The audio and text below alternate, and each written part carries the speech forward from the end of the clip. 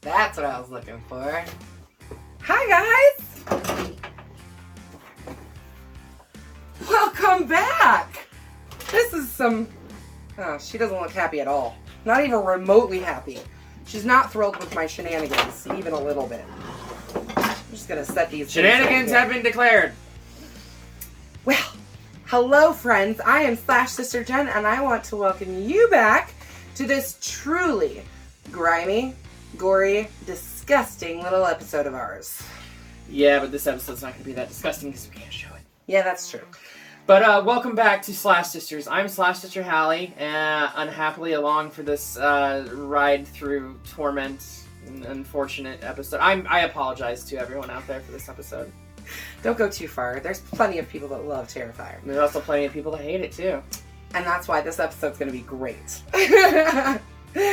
As you may already be able to tell, Hallie and I have very different feelings on this movie that we are about to talk about. I'm pretty sure this is the first time that we've ever had such completely contrasting opinions on a movie ever. It might be, but this is also the first, truly independent horror film that we've done, too. True. And I think that's one of the main reasons why I have such a strong dislike for it, is because of the small scale of it. But understandable. I mean, you couldn't be more right in the aspect that we definitely disagree on this film. Before we go any further, if you are new here, welcome! We do fun horror things here, so go ahead and click that subscribe button and join us every week for new horror movie reviews. Today we will talk about a movie that is super low budget. Mm-hmm. I mean, it looks like it's actually filmed on a cell phone, not even with an actual camera. Yeah. Which is one of the things that, when you can clearly tell that it's that low budget, that the cameras aren't good, that's when I can't suspend the disbelief anymore. Understandable. But it's definitely a throwback to the Grindhouse era of the 70s, 80s feel, you know? For sure. Today we talk about one of my favorite new horror villains. Today we talk about the disgusting world of Art the Clown. Today we talk about Terrifier. I mean, I don't even know why the film's called Terrifier. But yeah, you can tell that I'm not as excited about this as Jenny over there is. This film was written, directed, produced, and edited by Damien Leone. And to be completely honest, he made this movie as a way to show off his, I think, incredible practical effects work. He did all of the practical effects for this film, and this was literally made just like we talked about in the last film, From Dusk Till Dawn, which that was a completely different scale with a much larger budget. Oh yeah, definitely. He literally made this to show off his practical skills with the money that he had to make it with. Apparently this film was done with about $35,000, which I find very hard to believe. $35,000. Because there is CGI in it too, so. A little. Not much. No, but CGI ain't cheap, though. No. But I know for a fact they did some Indiegogo campaigns, which actually they did a crowdfunding campaign for Terrifier 2 and were able to raise quite a bit of money to put an entire 15-minute scene into Terrifier 2. Yeah, it's probably that most of that money probably went to Felissa Rose. I don't know. They used it specifically to film a scene that was made specifically for the people that funded the campaign. Okay. Anyways, in my opinion, the finished product of this movie is incredible given the budget. It definitely maintains that low-budget, grimy, grindhouse feel, while featuring some of the goriest, bloodiest, and most absolutely disgusting kills and scenes that have been living rent-free right up inside this head for a couple of years now. I'm sorry that you have been living with those scenes for a few years.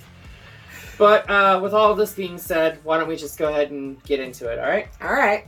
So we start our story with talk show host Monica Brown as she interviews a severely disfigured woman, the sole survivor of a massacre that took place the previous Halloween.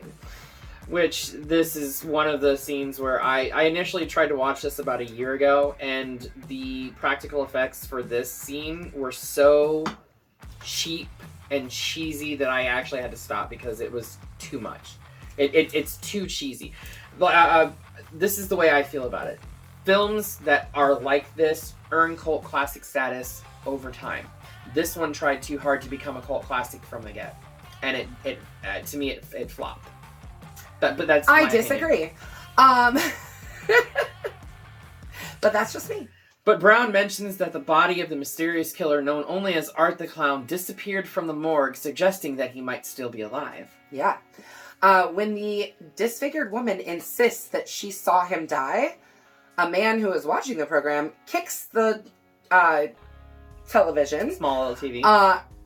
And it's revealed to be Art the Clown, destroying his TV.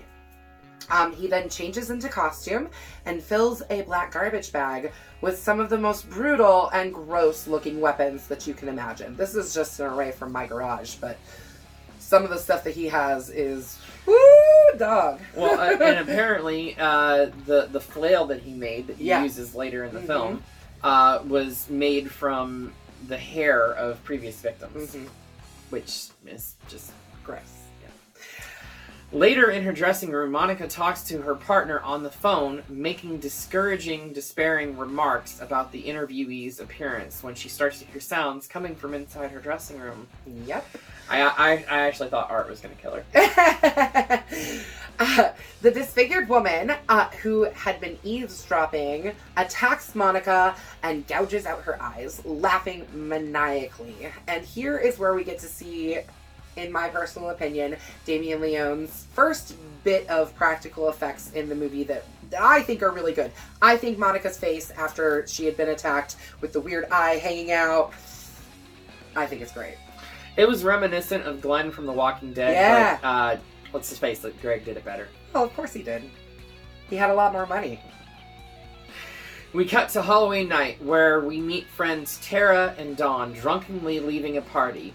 They're both clearly too drunk, and they decide to go get fast food to try to sober up. While by their car, they encounter Art the Clown, who just kind of, like, watches them while Dawn starts yelling at him, like, just being a complete, utter, obnoxious, drunken... I mean, she was blonde. Yes. There's something to be said about the way these two girls act. Not their acting, but the characters themselves. And no, the acting was shit. Their acting's not great. But the way that their characters are developed is so... Oh, God. No, definitely. They're bad. I will give you that. Yeah. The girls go to a pizzeria to get some food. Shortly after, Art walks in and takes a seat and just proceeds to stare at the brunette. Smile. And make weird faces. Only to the brunette. When the blonde looks over, he's just sitting staring at her. Yeah. So, and then she did he actually make those faces, or was it just in her head that he was making those faces? He was making those faces. Art begins making faces at Tara, making advances at her, and making her feel really uneasy. He even goes and steals some change off of a table and buys a ring out of, like, one of the little, machines, the little, like, kid toy machines, and puts it on her finger, which Dawn thinks is adorable. Oh, that's so cute. It's so creepy. I don't care if the clown even looked normal; it'd still be fucking creepy. Yeah, it is creepy. Clowns. I don't suffer from chlorophobia, which is the fear of clowns. But I don't like clowns. I don't fear them, but I just don't like them. Yeah. Like trying to behave or do stuff like that. You're a clown. Go be a clown. Don't fuck off. He heads to the bathroom and shortly after is chased out of the restaurant by the owner because apparently he had shat and smeared his feces all over the wall. He even wrote his name with it too. I actually have worked at a place where somebody did that before. Oh, I worked at Kroger at a grocery store, and on multiple occasions we had customers come out and say, there is shit all over your bathroom. Like, I don't get it. I don't understand what would possess someone to do that, but it happens a lot more often than I would like to think about. It's disgusting. Don't mind us as we take drinks of our drinks. The girls leave the pizzeria. When they get back to the car, they find that one of Dawn's tires had been slashed, or at least was flat at this point, but we're assuming it had been slashed. And of course, the ditzy and obnoxious Dawn doesn't have a spare tire. It's already on the car. Tara calls her sister, Vicky, to come pick them up. Should have done that from the fucking start, honestly. Yeah, I know. They should not have tried to sober up. They should have just called Vicky to start with. But anyway. Would have saved them a shitload of trouble. Sure would have. Probably would have saved their lives, too. Meanwhile, Art returns to the pizzeria, where he turns the owner's head into a jack-o'-lantern. Which is one of the CGI scenes. Yeah. Because they just couldn't do it any other way. Yeah. And then brutally kills the other worker. Absolutely just destroying his face. Like, I don't know what Art's problem is with people's faces, but he does tend to, want to destroy disfigure faces. them. Yeah. Disfigure faces. Probably because his face is so fucking ugly. It is pretty ugly. He's an ugly-ass dude. While waiting for her sister, Tara asks a pest control worker, Mike, to be let into an apartment building so she can use the restroom. I'm sorry, I don't understand why the pest control guy was outside smoking when he's clearly smoking in the apartment building. Yeah. I mean, he lets her in, and then the very next scene, he's lighting up a cigarette inside. Yeah. But then he also locks the door from the inside with a chain. Yeah. And, he never saw her leave, so he doesn't know 100% for sure that she left. Exactly. He could have very easily locked her in, which he did.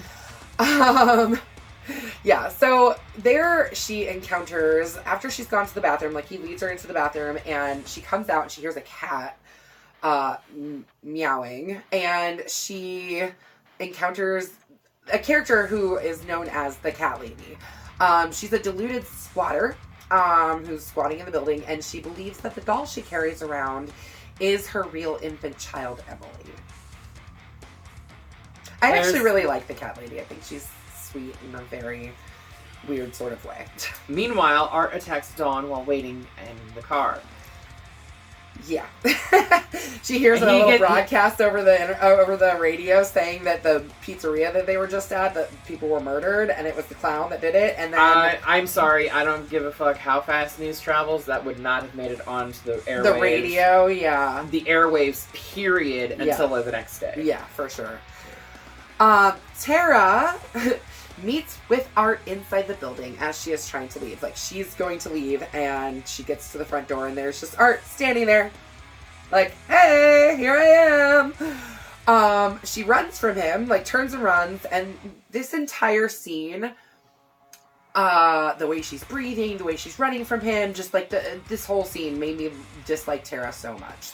One, she's not that great of an actress, but two, just every decision that she makes, except for throwing that piece of whatever to try and distract him so that she could get away. That was the only good thing that she did. But I was watching that scene, and I kept waiting for her to throw it. Art turned, and he would have seen her in his peripheral before she threw that. Absolutely. Yeah. So that's terrible acting, terrible cutting, terrible directing. It's terrible. It is. All the characters make so many dumbass moves in this movie. They're clearly have never seen a horror film. Well, yeah, I think it's supposed to be intentional to add to that whole grindhousey sort of feel, is that they all make stupid decisions, which that's typical horror movie behavior. But yeah, it was kind of in this moment that I started to turn towards actually I think I like Art the Clown more than I do these characters. I'm not even slightly rooting for these characters anymore. I'm rooting for Art to do some really obscene stuff to them. That's where I'm at in the movie, personally. Wow. Eventually, Tara is able to get away from Art, and she almost makes it to Mike, the exterminator, before Art grabs her and jabs a disgusting-looking needle with God knows what kind of concoction into her neck and knocks her out. Yeah, it's pretty gross. Like, it looks nasty.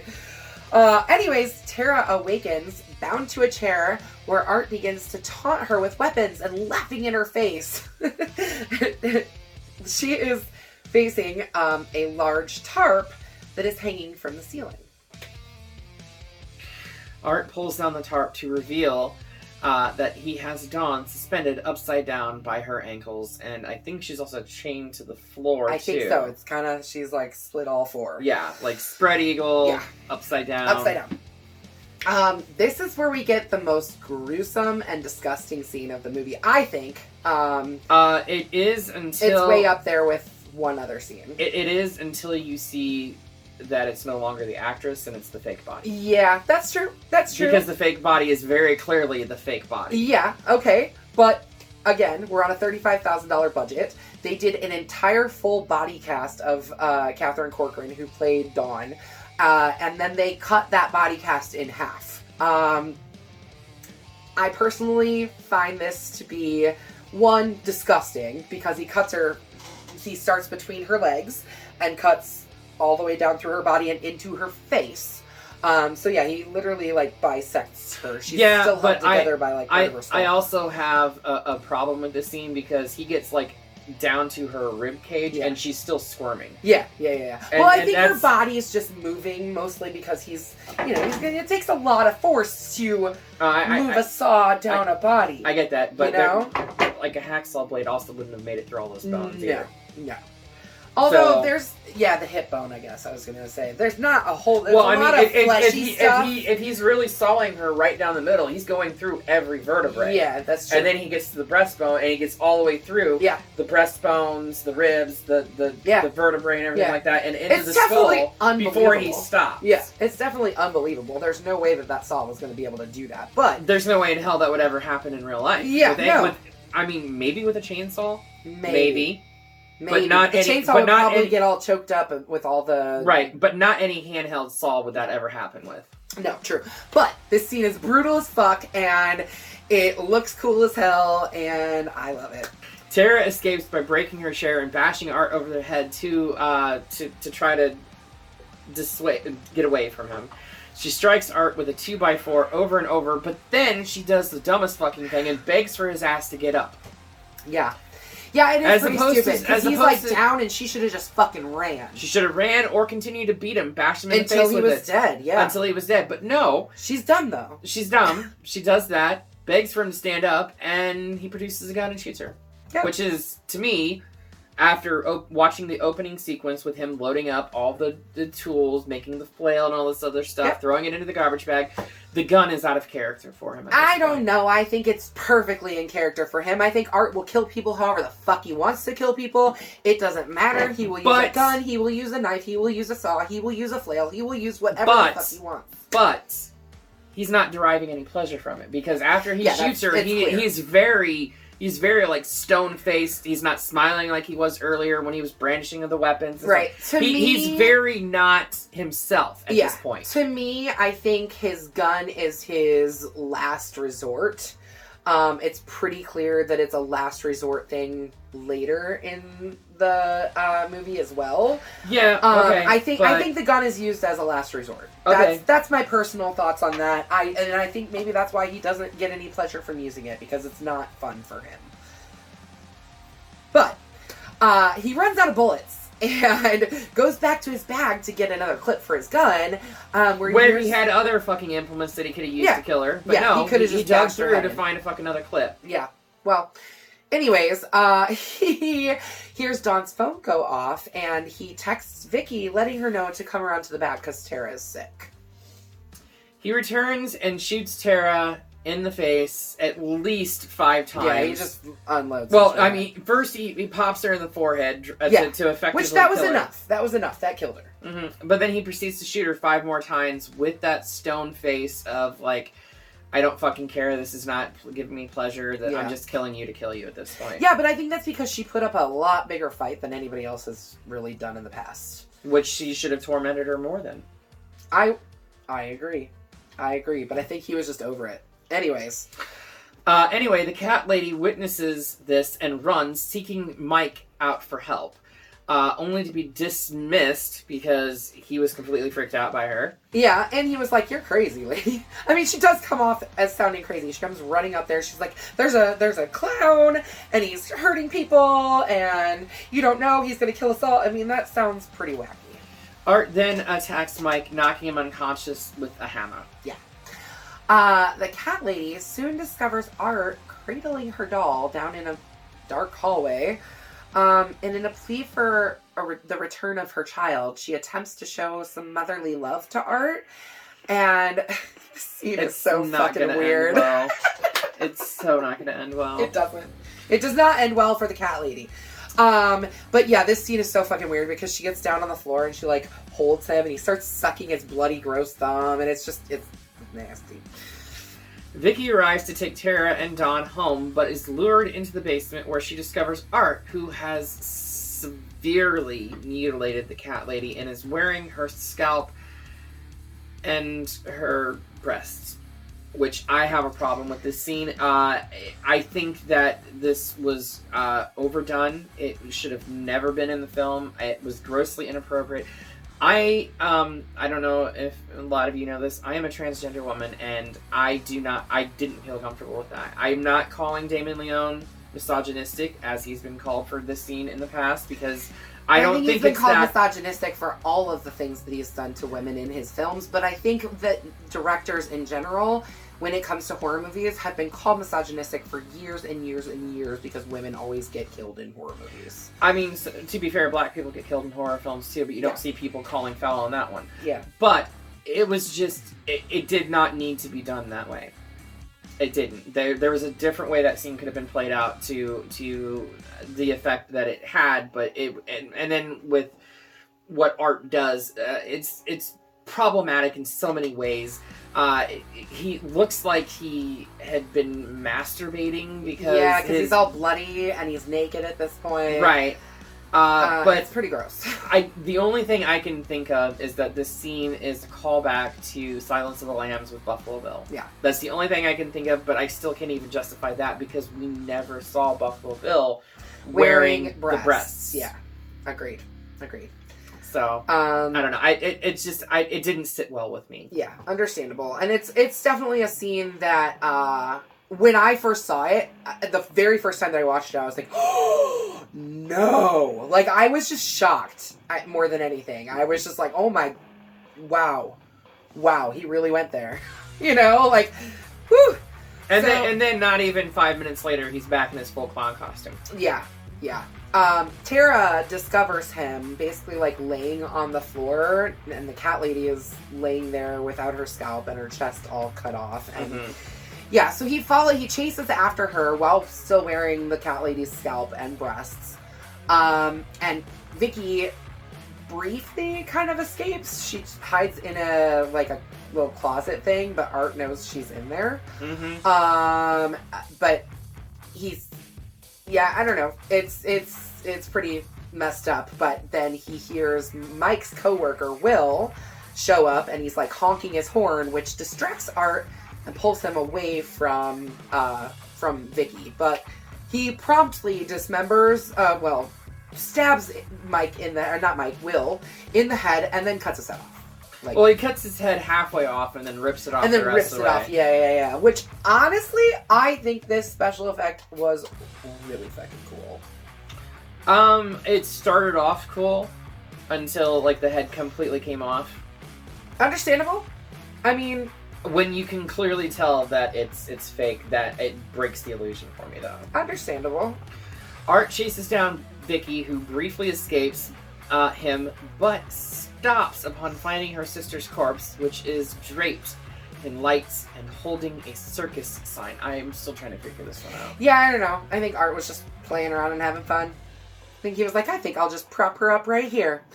Art catches up to her and attacks her with a makeshift cat o' nine tails, which is like a flogging device, basically. That a flail. We were talking about earlier looks like it's made up of hair and like pieces of a scalpel and nails Other and sharp other sharp implements. items.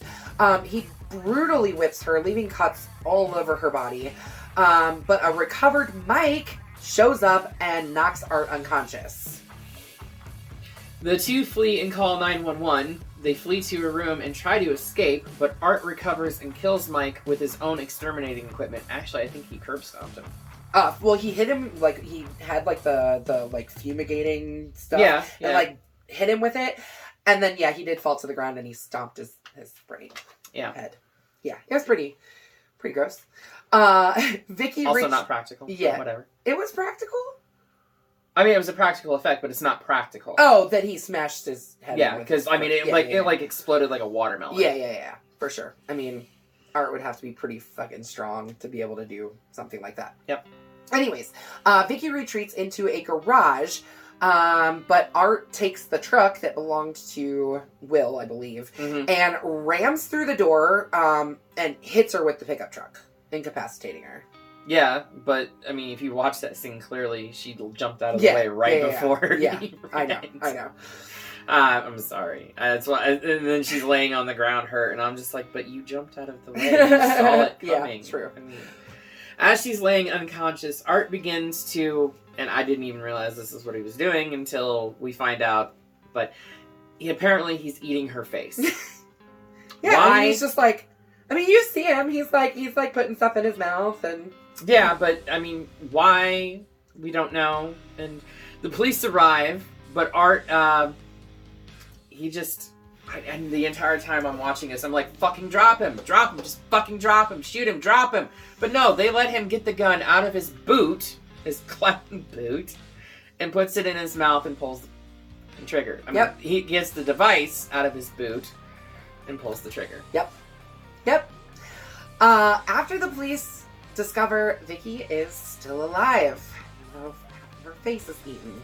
Art's body and those of all of his slain victims are taken to a morgue where we are treated to, honestly, I think this is the most awful bit of acting in the entire film.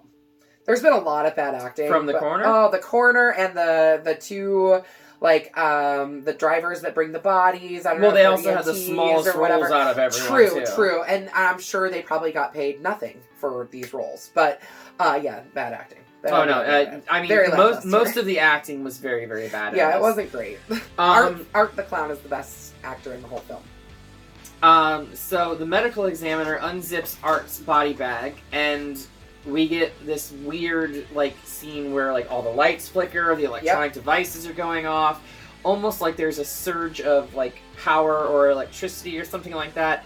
And then, as suddenly as it starts, it stops. Yep. Everything stops, it's all quiet, and Art reaches up and grabs his neck and apparently strangles him. Yep. We do find more out about that in part 2. If you want to watch Terrifier 2. I don't. I'm going to make her eventually. 1 year later, Vicky is released from the hospital after rehabilitation from the injuries inflicted by Art. And she is revealed to be the severely disfigured woman in the film's opening scene, and thus the events of the entire movie actually took place an entire year prior. Yep, that happened. And that's where we leave Art the Clown, for now, at least. And yeah, I'm so happy to be done with it. As you can see, Hallie definitely was not impressed, did not like the movie. Clearly she wasn't impressed by the special only effects. positive thing that I can say about this is, out of every film that we have done, the only one that I still am left scratching my head and wondering what the fuck did I watch was Phantasm. This has a more cohesive story than Phantasm ever did. That's the only thing I can say positive about it. And I can say all kinds of positive things because I think Art the Clown 1 is hilarious. There's a scene where Vicky stabs him in the foot and he flips her off as she's running away.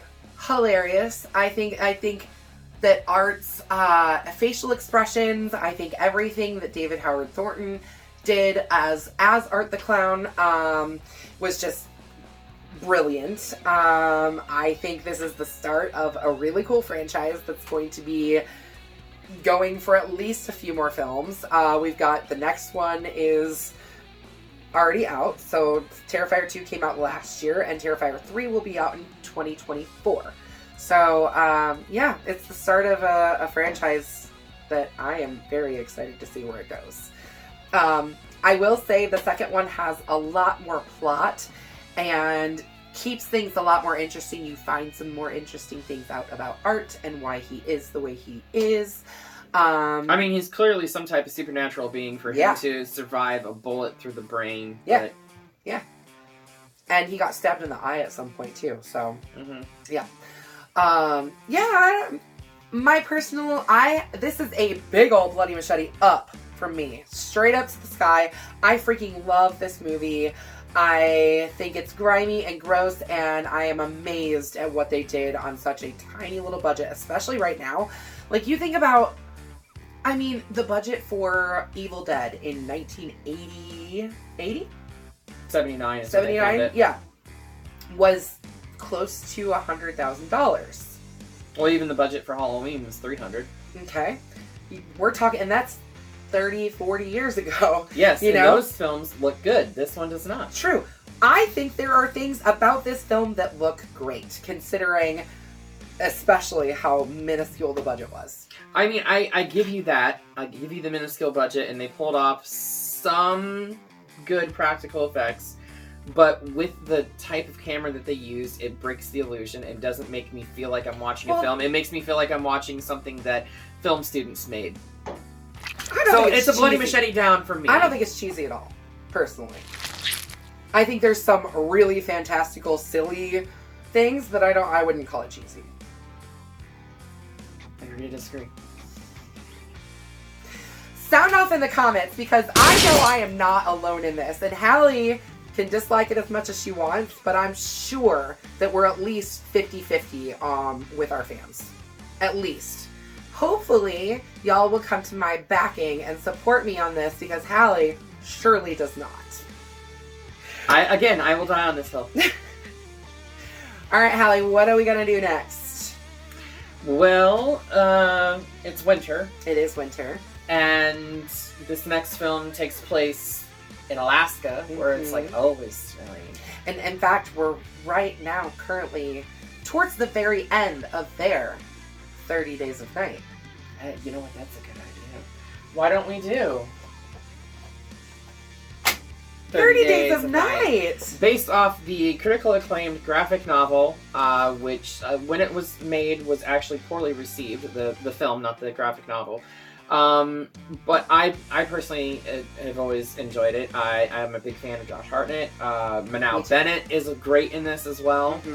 But yeah, come back here 1 week's time when we take a look at 30 Days of Night in Alaska with yet more vampires. Yes. Apparently we're in love our vampire phase, yeah. Okay? Let us go in our vampire phase. It's our vampire era. Whatever. I do love a good vampire film. I've always enjoyed vampire films. Yep, I like them too. But yeah, so come back here 1 week time. Until then, be sure to slash that subscribe button. Tap the like button. And ring that grave bell so you don't get buried alive and stay up to date on all of our videos. Until then, we will see you all in the afterlife.